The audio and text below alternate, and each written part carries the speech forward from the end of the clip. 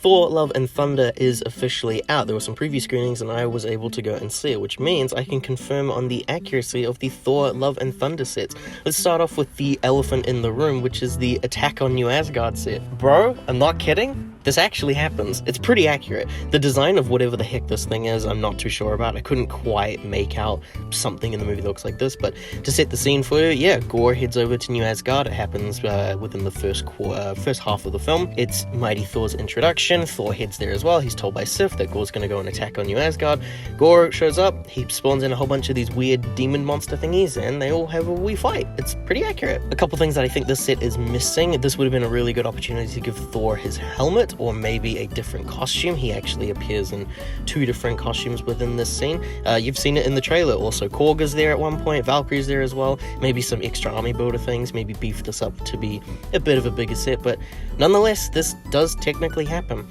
And then, of course, we have the goat boat, which is the most accurate of the bunch. It comes with all the exact characters as well. Gorr is featured in the set as well, but he's not actually prevalent in a scene that involves the goat boat, which I think is fascinating, but he doesn't appear on the box, so there you go.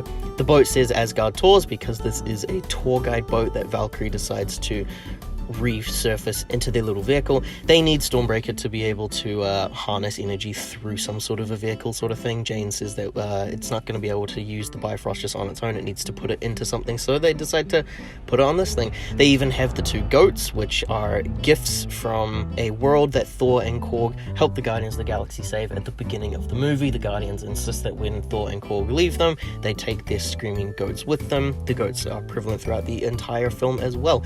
The Viking boat even includes a little room. That's where Valkyrie and Korg hang out while Jane and Thor, hang out. So those were the 2 sets that we got for the Thor Love and Thunder movie. What are some scenes missing? I thought that Gorr's little Shadow Realm area would have been a really great set. It would have been a good way to utilize some extra figures. We could have had black and white variants of Thor, Jane, and Valkyrie. I thought that would have been really cool. Gorr's plot is that he kidnaps a group of Asgardian kids in hopes of luring Thor and Jane and Valkyrie away over to him so that he can steal Stormbreaker. They hide out in this little cage that was reminiscent of the ones in Dead Man's Chest. So I thought that that would have been a really cool set as well. What are all of your thoughts on Thor Love and Thunder? Have you seen it? Let us know. If you enjoyed this, then consider liking the video and subscribing. It really helps us out a lot. Take care.